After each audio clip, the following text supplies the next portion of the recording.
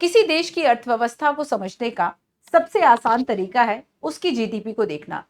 जब हम ये कहते हैं कि भारत की नॉमिनल जीडीपी बढ़ रही है, तो इसका मतलब है कि देश में चीजों का उत्पादन और वस्तुओं का उत्पादन और सेवाओं की जो मात्रा है वह बढ़ रही है, और वो भी करंट वैल्यू पर। और इसी सेंस में हमारे देश की जो नॉमिनल जीडीपी है वह वर्ल्ड की फोर्थ लार्जेस्ट इकोनॉमी बन चुकी है। India become the fourth largest economy. आप कुछ दिनों से सुन रहे थे इस न्यूज को, लेकिन यहां पर फाइनली एक जो आपको कोई प्रूफ के साथ या ये एक ऑथेंटिक इसका डेटा नहीं मिल रहा था कि क्या सच में इंडिया फोर्थ बनने, कह सभी रहे थे। इवन कई आप पिछले समय भी देखेंगे, नीति आयोग के जो चेयरमैन है उन्होंने भी ये कहा था कि हाँ, जो इंडिया है वह फोर्थ लार्जेस्ट इकोनॉमी बन गई है। लेकिन अब क्या हुआ है, तो अब जो वर्ल्ड बैंक है, आईएमएफ की जो रिपोर्ट है, वर्ल्ड इकोनॉमिक आउटलुक रिपोर्ट, जो कि अप्रैल 2025 में पब्लिश की गई, और इसमें यह कहा गया कि in terms of nominal GDP India world की फोर्थ लार्जेस्ट इकोनॉमी बन चुका है। देखो, जब फिफ्थ बना था तो उसने यूके यानी कि जो ब्रिटेन है, ब्रिटेन को पीछे करके, ब्रिटेन को ओवरटेक करके यह फिफ्थ लार्जेस्ट इकोनॉमी बना था। और अब इंडिया ने ओवरटेक किया है किसको? जापान को ओवरटेक किया है। तो वर्ल्ड की फोर्थ लार्जेस्ट इकोनॉमी की अगर हम बात करें तो सबसे फर्स्ट में आता है यूनाइटेड स्टेट्स ऑफ अमेरिका, और जिसकी जीडीपी की अगर हम बात करें तो ये कितनी है? ये है लगभग $30 ट्रिलियन।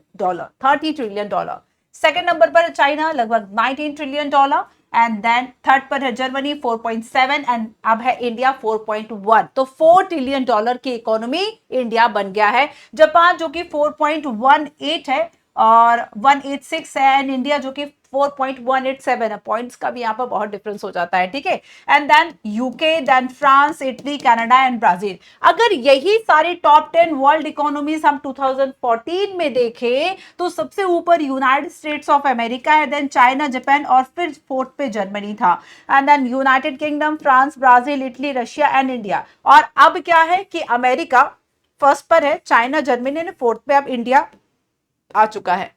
बेसिकली हम ये देखें कि ये लार्जेस्ट इकोनॉमी होने का आम लोगों को ये जानना होता है कि आखिर उनके जीवन पे क्या असर आएगा।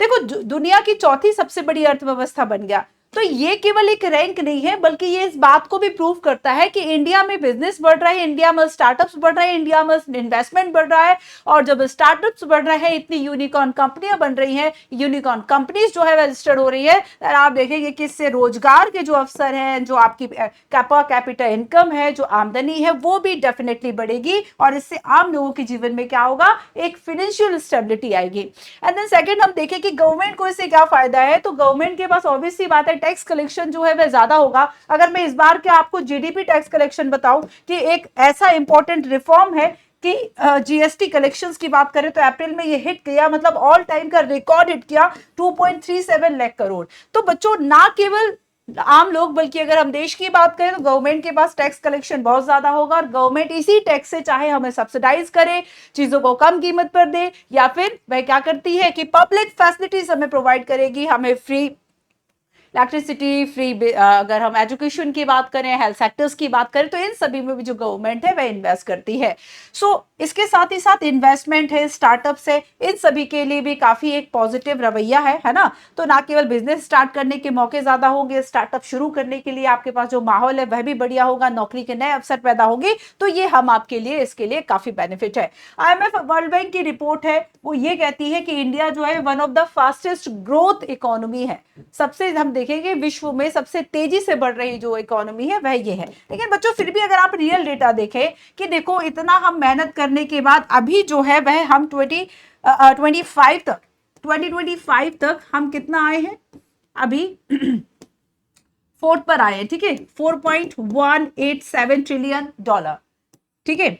अब लेकिन देखो कि अब आप जर्मनी को लिए हमने लक्ष्य रखा है कि हम 2030 तक जर्मनी को ओवरटेक करेंगे, तो हमारी 4.745 जो अभी है या जर्मनी का जो इकोनॉमी है, इसको हम पीछे करेंगे। लेकिन फिर भी बच्चे, चाइना कहाँ? चाइना है 19 ट्रिलियन, और कहाँ यूएस है 30 ट्रिलियन डॉलर। तो अभी तो मुझे लगता है कि कई 50 और 100 साल जो है वह इनको पीछे करने में लग जाएंगे। तो ये पॉसिबिलिटी बिल्कुल है कि इंडिया जो है वह 2030 और 2040 बेसिकली वर्ल्ड लेवल पर ये कहा जाए कि 2040 तक वह जर्मनी की अर्थव्यवस्था को भी पीछे छोड़ देगी, है ना। सो नॉमिनल जीडीपी का टर्म जो है वह हमें ये बताता है कि किसी एक देश में एक साल में कितनी वस्तुएं और सेवाएं जो उसका उत्पादन हुआ है, एक तरह से आर्थिक गतिविधियां कितनी हुई है, इसको हमें बताता है, ठीक है। अब लेकिन देखो कि ये सारी चीजें पॉसिबल कैसे हो पाई कि हम फोर्थ बिगेस्ट लार्जेस्ट इकोनॉमी बन गए। सो क्या ऐसा था जो कि वर्क किया इंडिया के लिए?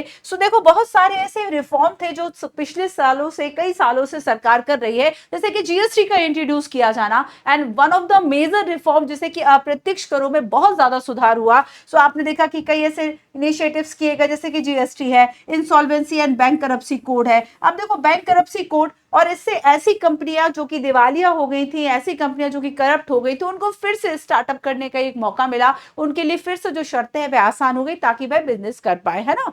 डिजिटलाइजेशन की अगर हम बात करें तो इस देश में जितना ज्यादा यूपीआई एंड बाकी फिनटेक सर्विसेज और ट्रांजेक्शन किए जाते हैं, एक सेकंड में हजारों ट्रांजेक्शन किए जाते हैं, और विश्व में जितने ट्रांजेक्शन होते हैं उनमें सबसे ज्यादा है इंडिया में। मैन्युफैक्चरिंग सेक्टर्स की बात करें, मेक इन इंडिया की बात करें, तो ये सारी चीजें हैं जो कि इंडिया के लिए वर्क की। इसके अलावा हम देखें कि देखो मैन्युफैक्चरिंग सेक्टर में स्पेशली आईटी सेक्टर्स है, आईटी सेक्टर्स में भी बहुत ज्यादा बूम किया है ना। आईटी सेक्टर्स ने बहुत ज्यादा इसमें बूम किया है। आप देखेंगे कि इन्फोसिस है, टीसीएस है, विप्रो है, ये ऐसी कंपनियां हैं जो कि वर्ल्ड लेवल पर जानी जाती हैं, विश्व स्तर पर इनका योगदान है। तो मैन्युफैक्चरिंग सेक्टर्स जो है बहुत तेजी से बढ़े हैं। स्टार्टअप्स एंड यूथ की हम बात करें कि इसमें बहुत ज्यादा योगदान है स्टार्टअप्स का, यूथ का, है ना। एंड इसके अलावा 100+ ऐसे यूनिकॉर्न है जो अब हो चुके। 100 यूनिकॉर्न तो खुद पीडब्ल्यू फिजिक्स वाला 100 यूनिकॉर्न है ना, आपको पता होना चाहिए। बेसिकली ये जो पूरा एक आप चेंज देख रहे हैं कि आखिर ये जो इकोनॉमी है वह हमारी इन 10 सालों में लगभग डबल हो गई है, इसके पीछे बहुत सारे स्ट्रक्चरल रिफॉर्म है, बहुत सारी पॉलिसीज है, डिजिटल एडवांटेज है ना, जीएसटी टैक्स है, और जब भी गवर्नमेंट, जैसे कि आपने देखा कि ease of doing business, UPSC ने 2 बार पूछा भी, तो ईज ऑफ डूइंग बिजनेस में क्यों आखिर इंडिया की जो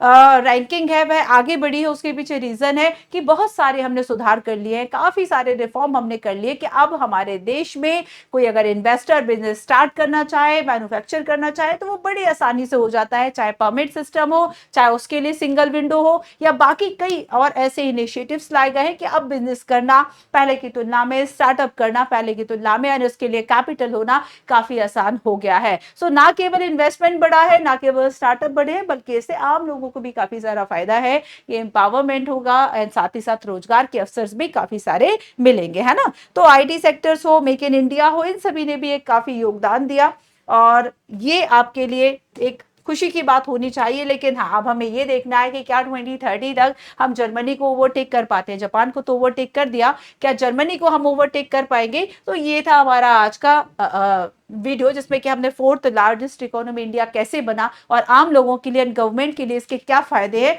इन सारी चीजों की हमने बात की। आपको क्या लगता है? आप हमें कॉमेंट में जरूर बताएं। Thank you so much.